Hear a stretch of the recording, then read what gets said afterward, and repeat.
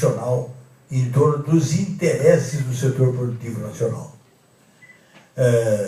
Fomos, então, todos recém-formados de universidade, chamados como um grupo para ajudar nessa campanha.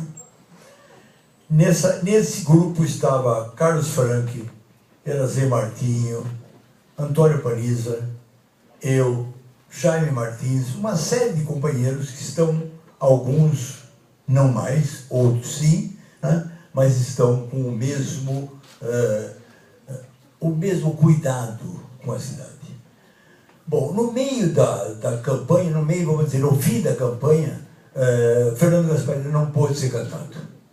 E não podendo ser candidato, nós ficamos com um grupo sem ninguém.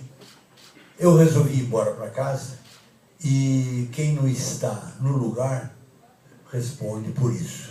Fui escolhido como candidato a prefeito.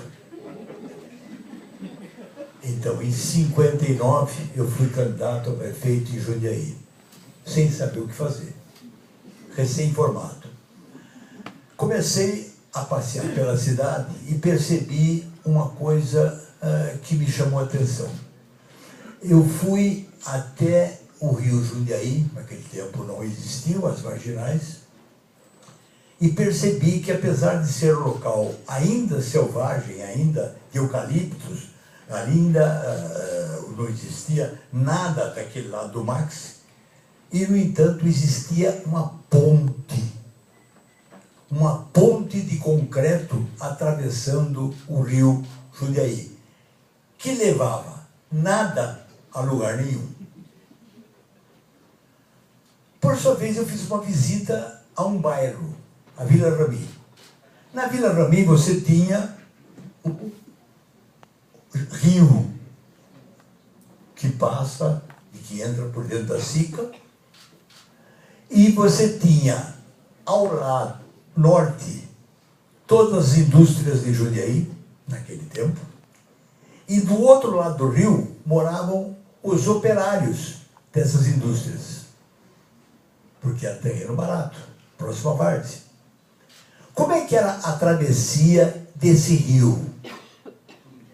Um eucalipto com um cabo de aço que servia de apoio. Quer dizer, onde existia gente, não existia ponte. Aonde não existia gente, uma ponte. Eu disse, alguma coisa está errada. É preciso ter um projeto para dizer onde é que vai a ponte. E a gente começou a pensar como se deveria ter planos para pensar uma cidade.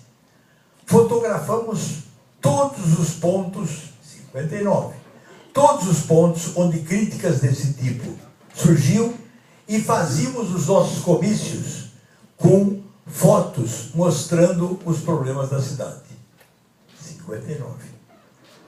Graças a Deus, perdi a eleição para o Mair Zovignani.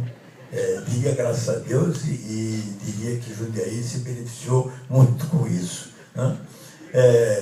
O fato é que a ideia de planejamento ficou tão forte na campanha, porque eu perdi a eleição, e isso eu preciso dizer com um pouco de modéstia no peito, né? Eu fui o segundo colocado, né? Ganhei de pessoas como Mário Piccolo, como Flávio D'Angieri, como gente importante da política local. Por quê? Porque a ideia era importante. A ideia o que era? Planejamento. É preciso planejar para crescer. Desde então, isso está nos anos 60, nós não deixamos de pensar em planejamento. Duvido que você encontre uma cidade do estado de São Paulo que tenha mais cedo do que nós colocado a questão do planejamento urbano como um dado fundamental do seu crescimento. É por isso que eu estou aqui hoje. Agora, é só uma questão importantíssima que deve ser levada em conta. Nós temos um enorme obstáculo para pensar a ideia de planejamento na cidade, e isso só pode ser resolvido exatamente pela participação popular.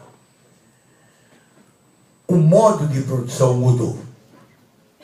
O que a gente entendia como plano diretor era o que organizava uma maneira de mundo que era quando o setor produtivo não era globalizado. Vocês todos, apesar de serem novos, devem lembrar ainda o que essa cidade perdeu de indústrias em 4 ou 5 anos.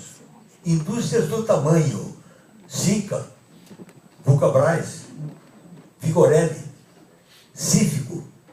Como é que se pode perder tanta quantidade de emprego? Porque se mudou o modo de produção no mundo.